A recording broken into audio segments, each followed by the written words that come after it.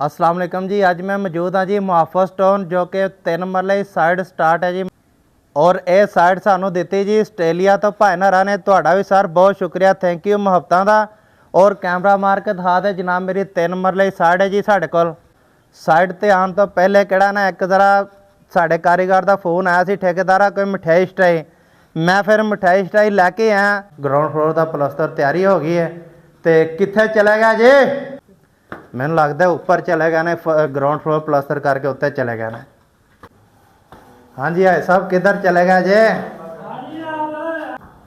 अस्सलाम वालेकुम भाई साहब, की हाल चाल ने?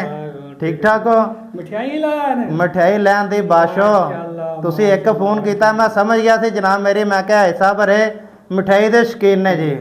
बोतल ही लेके आए ने। हाँ जी भाई साहब छोड़ो काम नु, आ जाओ मिठाई खाइए। ठीक है जी चलो। हाँ जी ठेकेदार मोतीचूर का लड्डू आए विच? हाँ जी जनाब मेरे मोतीचूर का लड्डू नाल लेके आए जनाब मेरे। अच्छा अच्छा भाई साहब आ जाओ इत्थे खोलो मिठाई ते कैमरामैन तुसी भी आ जाओ, भाईजान तुसी भी आ जाओ। आओ जी जनाब मेरी खोलो डब्बा। खोलो जी तुसी बरकत रखन जी। भाई साहब मोतीचूर वाला लड्डू लभ जावे सही विचों। बिस्मिल्लाह, वाकई आ गया जी मोतीचूर। बिस्मिल्लाह। लो जनाब मेरे, ए लो जनाब मेरी तुहाडे वास्ते मिठाई। साडा कैमरामैन भी खावे और असी भी। भाई साहब साड़ी दुआ है कि यार मिल जुल के काम करिए, सब एक दूसरे नाल भरा है हैं, ठीक है?